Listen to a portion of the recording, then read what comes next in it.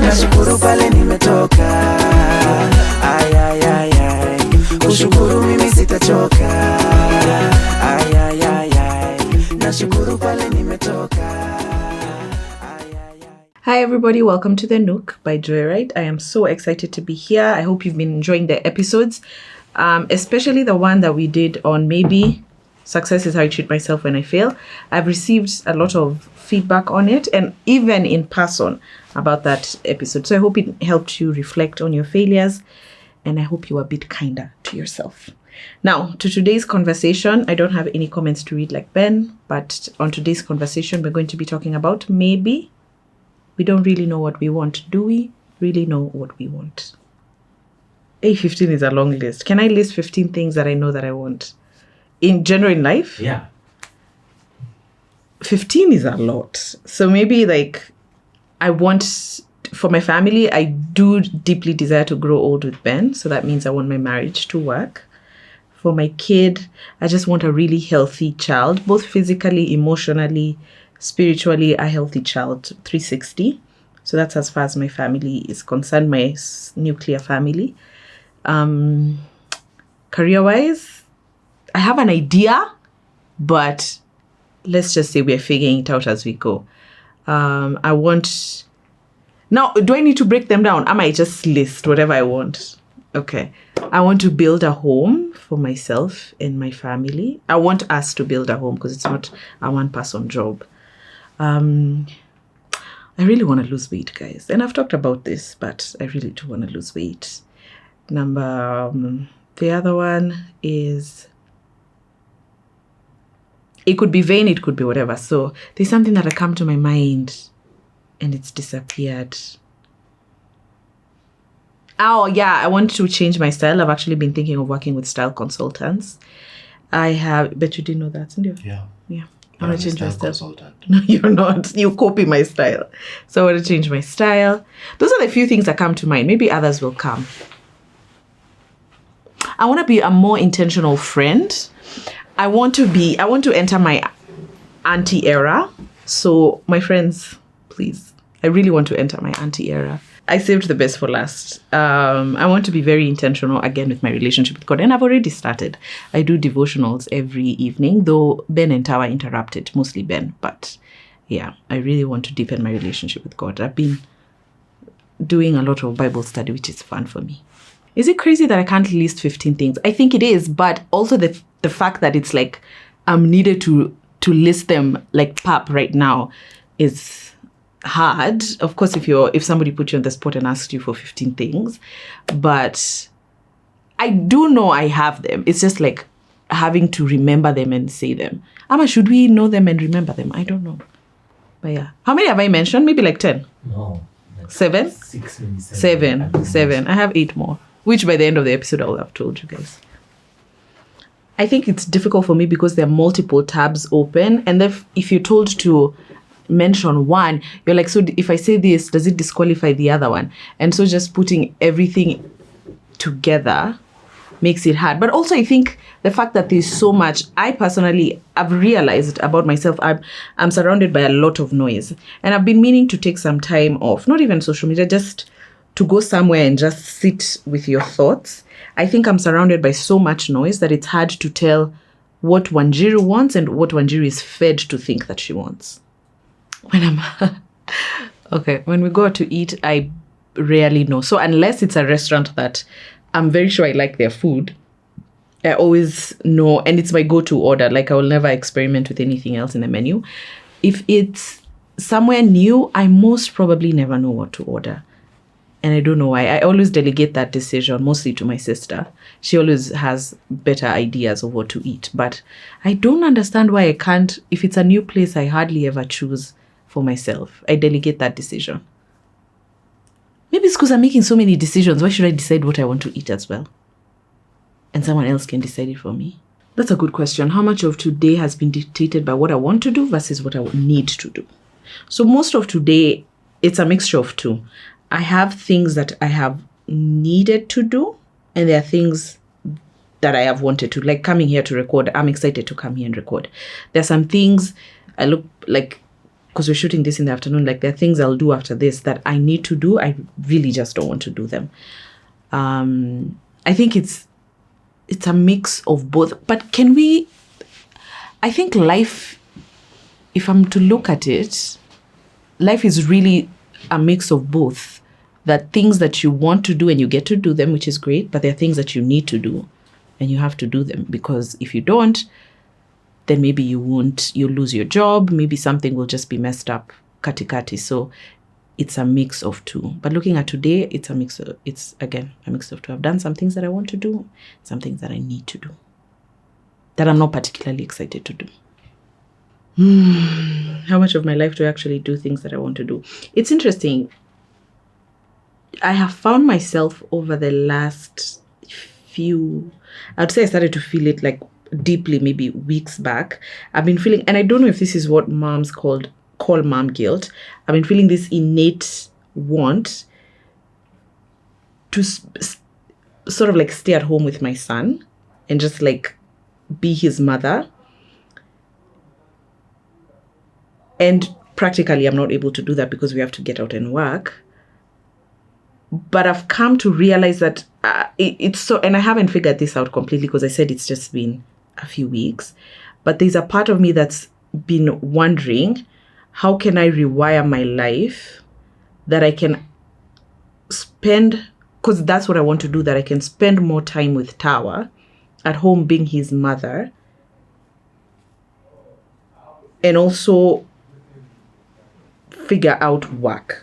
So to your question, how much of my life, I don't think right now I'm doing what I innately want to do, which is interesting because I've been very vocal in saying that I love to work and work centers me. But I feel like over the last few weeks, I feel like motherhood has just taken front seat. And I don't know how that is going to play out. So right now, I'm not exactly doing what I want to do. If I had an ideal day of what I want to do, is I would wake up, spend time with Tawa, send him, take a break, because he does get to be a lot sometimes, and then delegate that for a little bit, relax, calm down, spend some time alone, maybe doing the things I like, maybe a devotional, reading a book, watching a movie, and then he comes back, we hang out again, we go shopping, we hang out again, and then money magically appears in my account. That has to be a caveat. I feel like there's some things I'm really good at deciding what I want, especially things that I feel like will affect me directly and have kind of high stakes, such that if I don't have direct involvement, then it tends to ripple. Case in point, things like work, things like maybe the trajectory of my marriage, my kid. So such high stakes decision, I'm very good at making such decisions, but very low impact kind of decisions, I prefer not to have to make it. Like the other day, it's very, very, for me, it's such a small thing, like the car. It had a really huge problem, and I don't understand why he was telling me that we need to make a decision on this and this and this. He was involving me, which is great. But I'm like, in the grand scheme of things, you just figure it out. Why are you asking me? So like low impact things, I really don't care for them. But high stakes decisions, I'm very good at that. I think my parents were better at running my life. Do I think they were? Not necessarily, but why I would say maybe yes, is because you could always, if something goes wrong, it becomes their fault. Now you see, as an adult, if you make a decision and it backfires on you, it's on you. So having to carry that weight of the responsibility of your actions, that's what would make me say that it's maybe easier when mom and dad were doing it. And also the cost of everything was on them. But now for me to have to do it as an adult, that's the only part that I don't like. But everything else, I think I'm doing a better job. They raised me well. I don't think I was doing more of what I wanted, because again, I think as you grow up, my parents only raised me to the level of exposure that they had, which was great and it worked. But the thing about being an adult is that I was able to also do that for myself, expose myself, make relationships, connections, friendships that expose you to an even greater world that makes you desire and want certain things. So in that sense, I don't think I had a full grasp of what my wants could be because I was only exposed to what my parents knew or wanted for me. Yeah. The most indecisive I have been. I don't know if it's to call it indecisive, but can confusion equate to indecisiveness? I think my whole pregnancy journey, and not to be mistaken that I did not want Tawa, I 100% loved the idea of having him, but I think my pregnancy season was so confusing because it felt so uncertain, like you don't know what's going to happen. Everything is just up in the air. And I think to some degree, my decision to have an elective CS was me wanting to have a handle in controlling things and saying because this whole process is so confusing and so uncertain that maybe let me have a handle on one little thing that maybe I can control how this baby comes into this earth. So maybe that's also one of my most indecisive, confusing moments. Yeah. I'm trying to think back about the wedding season, but I don't think it was so indecisive for me because I don't think that was as much as the pregnancy season. With the wedding season, I think it wasn't so hard to be decisive about those things. I think to paint a picture, those small decisions like decor, like where we're going to do the wedding, those are the things that made it fun and exciting. And it kind of takes away your mind from the challenge of like this whole thing that you're entering to, what it means, the gravity of it. So it's those small decisions that they didn't seem too hectic for me to make. They were exciting. And also, again, you may have picked up from the conversations is that I like to have a handle on things. Some may call it controlling, but I would like to say that I like to have a handle on things because that kind of keeps you sane, especially in uncertain situations. So those micro decisions actually felt fun. Yeah. Maybe that's why I was like a bridezilla towards the end and I refused to get out of the car because maybe I felt like one thing was off and now everything is going to go into ruin. In hindsight, that was kind of dramatic. How much self-help content do I consume? Not as much as I used to actually. Before Tower and I think in the early stages of our marriage, I don't consume as much anymore. I was actually listening to a podcast for the first time the other time and I was like, I miss these times. I was listening to the Barack Obama and Michelle podcast when they were talking about the divorce. Was I there for the tea? Maybe. But it was also interesting. I was like, I miss this kind of life. So not as much anymore. I think then, because I said earlier, I think it helped me in an interesting way. It helped me sort of feel grounded. Because I've said like I feel like there's a lot of noise in my life. And I feel like maybe listening to very select self-help content, maybe books, podcasts, whatever it is, it made me feel sort of like grounded, where I could filter out what I want and what I do not want. Right now, I just feel like I'm just taking in so much and I don't have a system to filter. For me, maybe those self-help kind of content was a way for me to filter. So now I don't have that kind of filtering. So I just have so much in my mind, but I haven't been able to filter it. So I feel more confused now than I was when I was consuming them. I think a bit more less stabilized. I think what those self-help content, I wanted to say books, but self-help content helped me to get in touch better with myself. But I'm not able to do that right now. So I'm just sort of like hanging on by a thread. I'm on the edge. Not in a bad way, but like I just need to go back to myself. You know, when people say going back to yourself, I feel like self-help content really helped me sort of like look deep within. And I don't have that anymore. Because I don't have the time. Sasa nikifika Ben atamshika for 15 minutes then anipe. I think it's a valid argument to say that sometimes self-help content can cloud your mind. But I think it differs from person to person, in my opinion. I think it also matters what you're consuming. I wasn't consuming every podcast there on wellness, on how to do things, on how to just be a better human being. That was not me.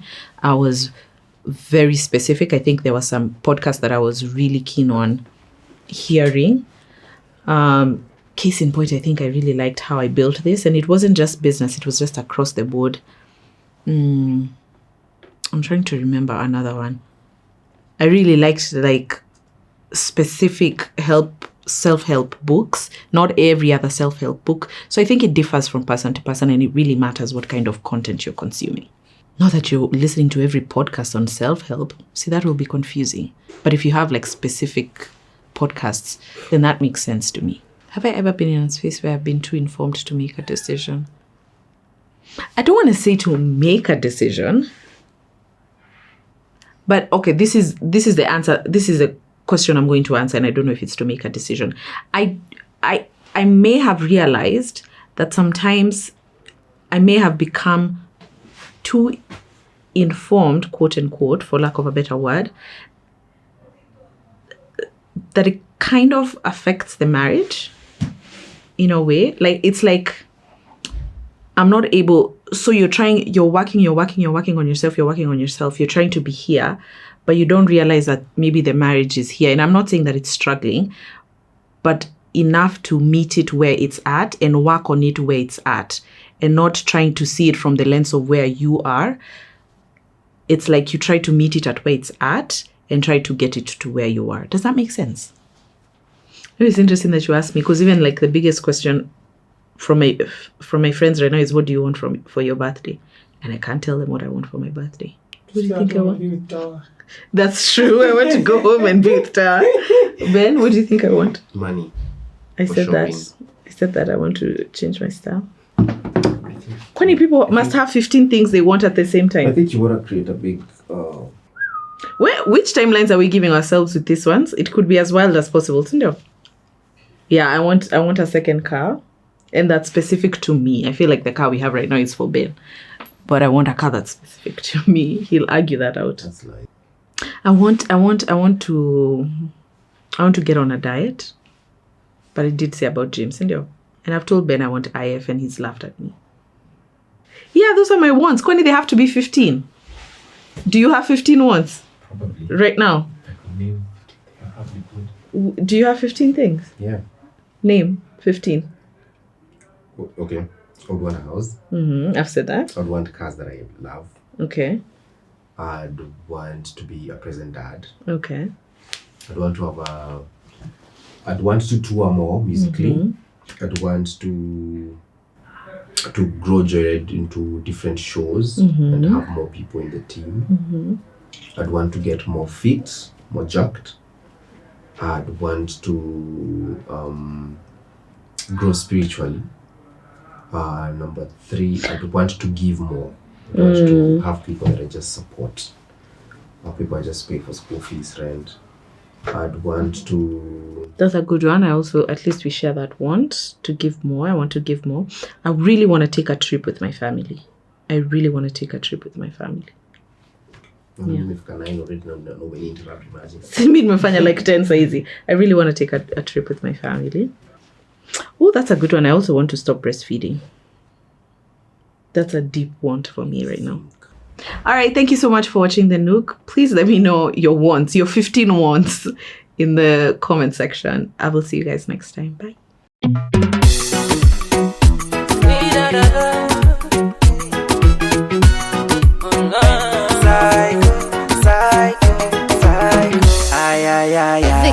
Nashukuru pale nimetoka. Kushukuru